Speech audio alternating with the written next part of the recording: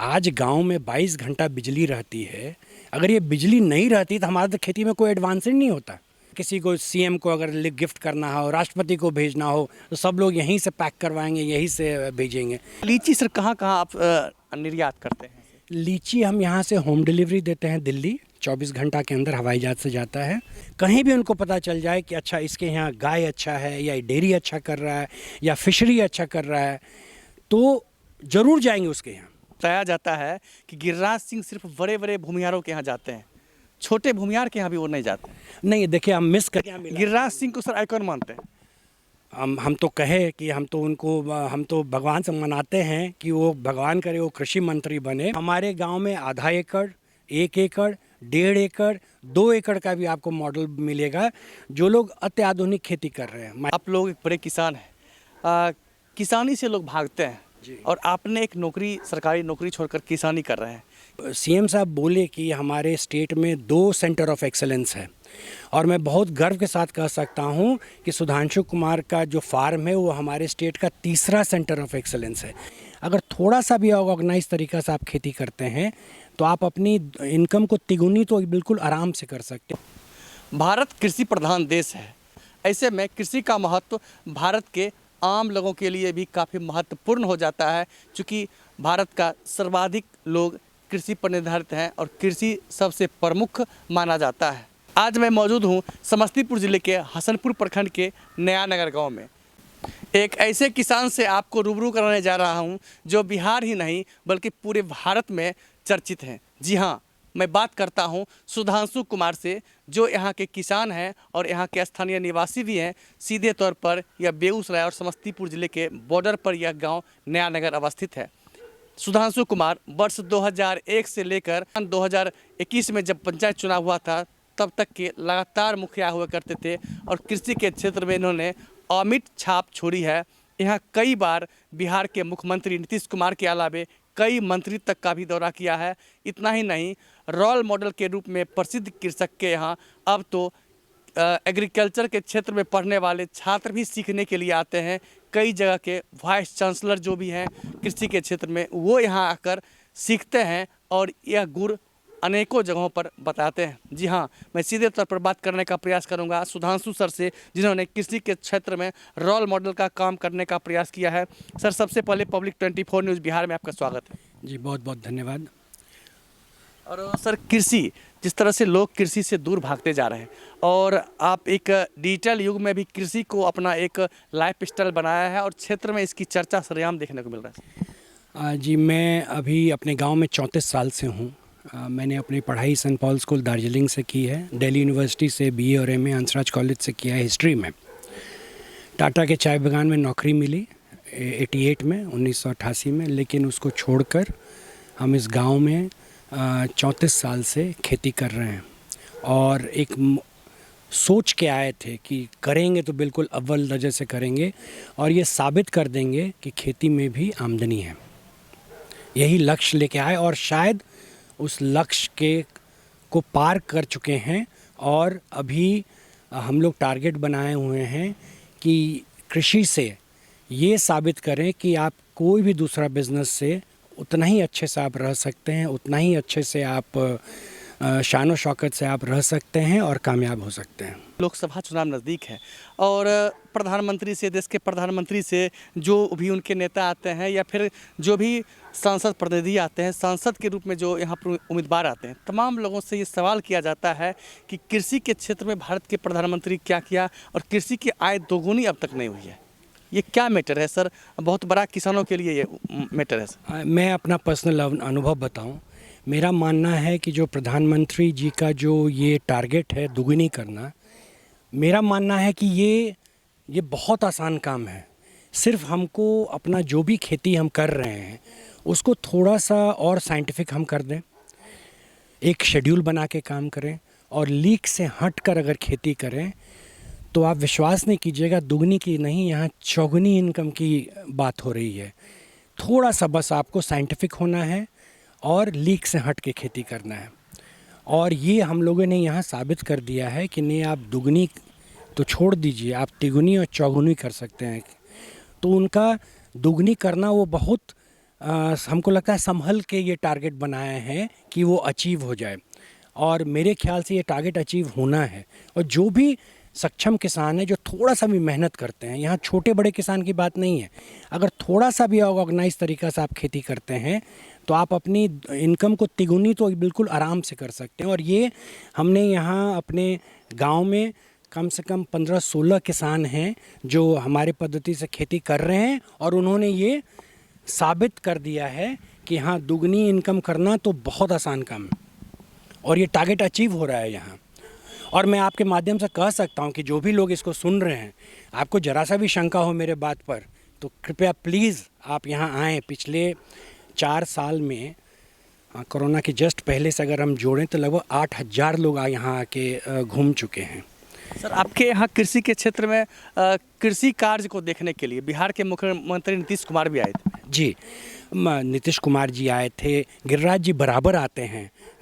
जो वो यहाँ के हम लोग जो नया मतलब तरीके से खेती करते हैं उसको अध्ययन करने के लिए और देखने के लिए हमको लगता है कि जितने भी मंत्री लोग या एमपी लोग आए हैं, कम से कम 20 आए हैं, सबसे जिसको बोलते हैं ना कि क्यूरियोसिटी वाले, जो खोद के पूछने वाले, हमको लगता है गिरिराज जी ही थे।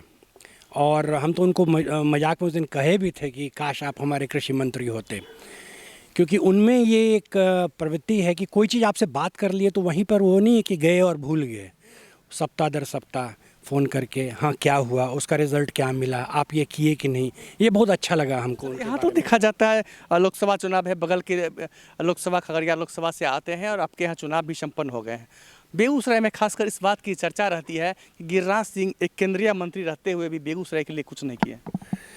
देखिए, अगर हम सिर्फ कृषि पॉइंट ऑफ व्यू से बोलें, चूँकि मेरा आधा ज़मीन बेगूसराय में ही है और घर समस्तीपुर में है, मेरा मानना है कि जितनी पैनी नज़र से वो किसी बात को पकड़ते हैं और फिर उसको, जिसको बोलते हैं ना दुनिया की तरह एकदम उसको तुन देते हैं उस बात को, ये एक बहुत अच्छी बात हमको उनमें लगी।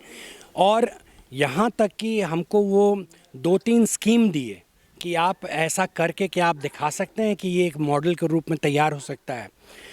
और हम कुछ दिन भूल भी गए इस बात को, लेकिन वो महीना में एक बार ज़रूर फ़ोन करके पूछेंगे हाँ कहाँ तक पहुँचे, क्या किए, क्या रिज़ल्ट आया, किस दिन और किसान को हम भेजें आपके यहाँ देखने के, और भेजते हैं किसान को देखने के लिए।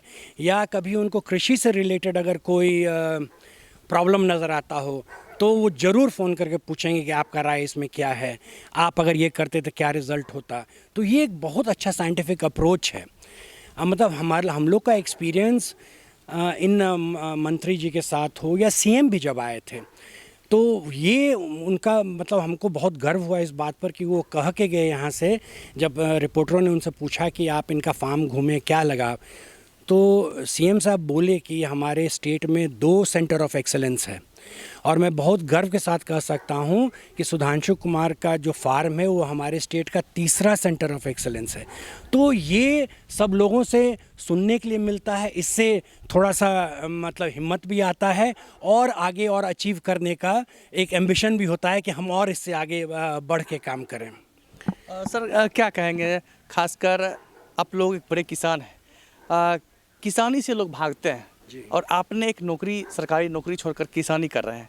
किसान जब बनते हैं, लोग किसान होते हैं गांव के घर के, तो वहाँ लोग शादी करना, अपने बेटे का बेटी का शादी करना नहीं चाहते हैं, लेकिन आप एक रोल मॉडल यहाँ पर हैं कृषि के क्षेत्र में। और आपके यहाँ खासकर बिहार के सूबे के मुख्यमंत्री भी आए हैं, कई मंत्री भी आए हैं, किस रूप में इसे देखते हैं सर? ये चीज़ बहुत अच्छा लगता है कि जब भी कोई भी, चाहे एमपी आए, एमएलए आए या मंत्री आए, तो उनको ये देख के कि हम खेती करके भी आप एक अच्छा ज़िंदगी गुजार सकते हैं, इस चीज़ से लोग प्रभावित होते हैं और इस चीज़ को लोग खोजबीन करते हैं कि आप कैसे किए, छोटे किसान कैसे करेंगे इस चीज़ को, मध्यम किसान इस चीज़ को कैसे अपनाएंगे।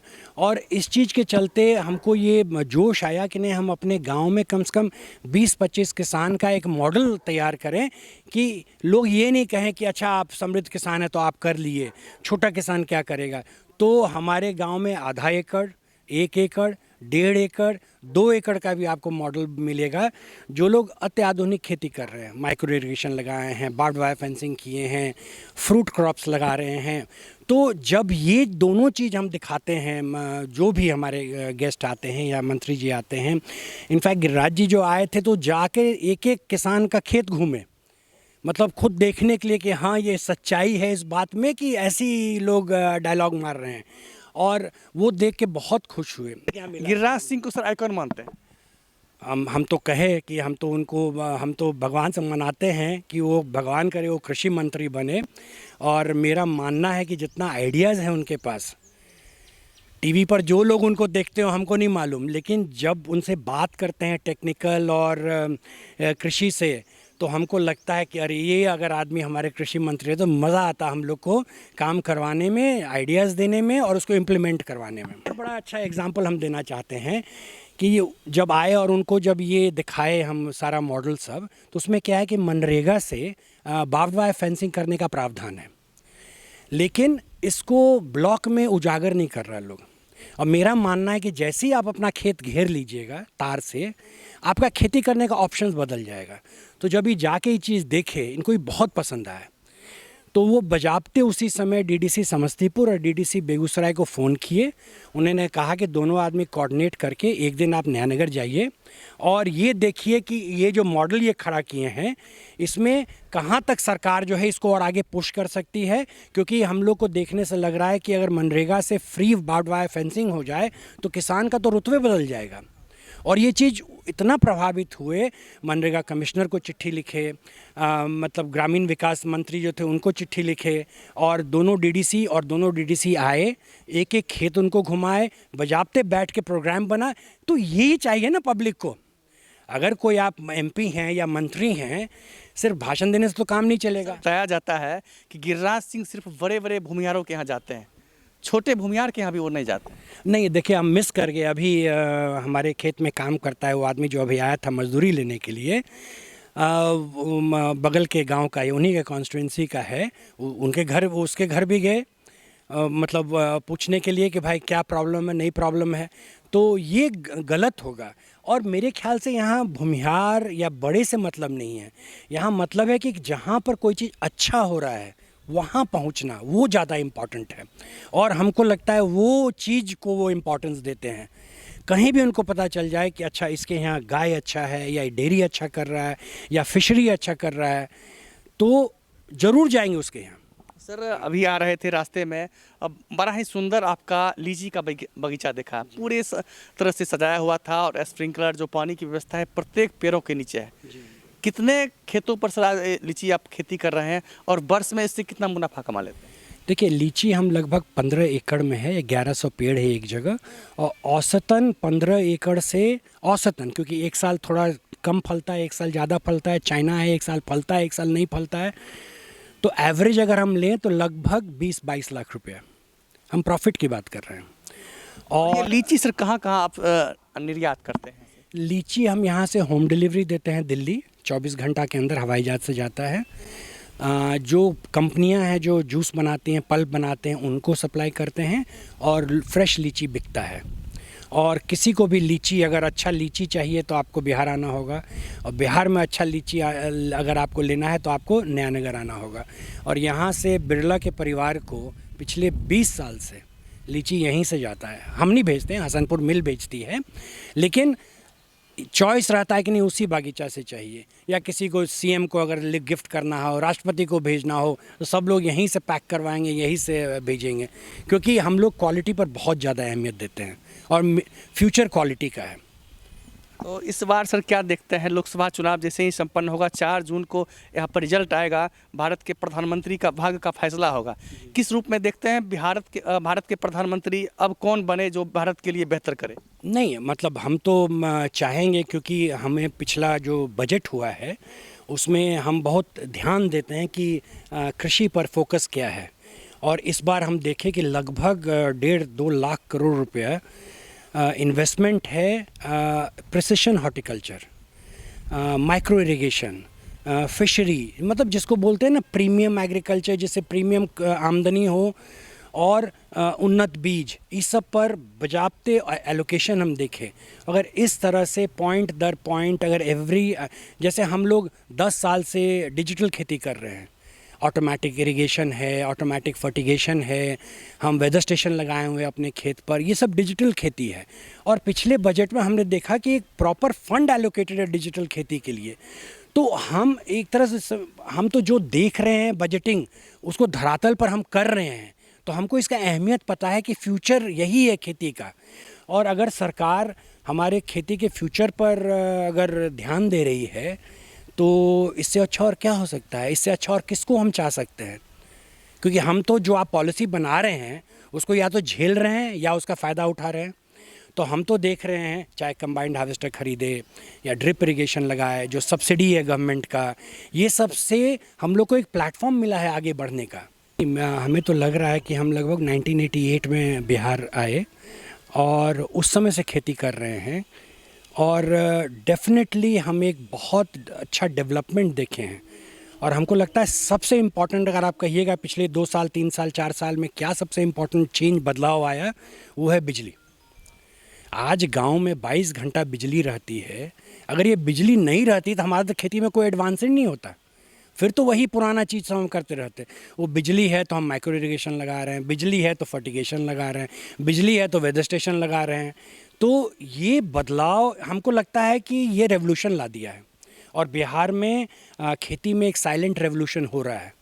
वो अभी पूर्ण रूप से दिख नहीं रहा है, लेकिन गजब का एक रेवोल्यूशन हो रहा है खेती में, और 3-4 साल में इसका रिजल्ट दिखने लगेगा लोगों को। एंड इसका मेन श्रेय जाता है बिजली का होना।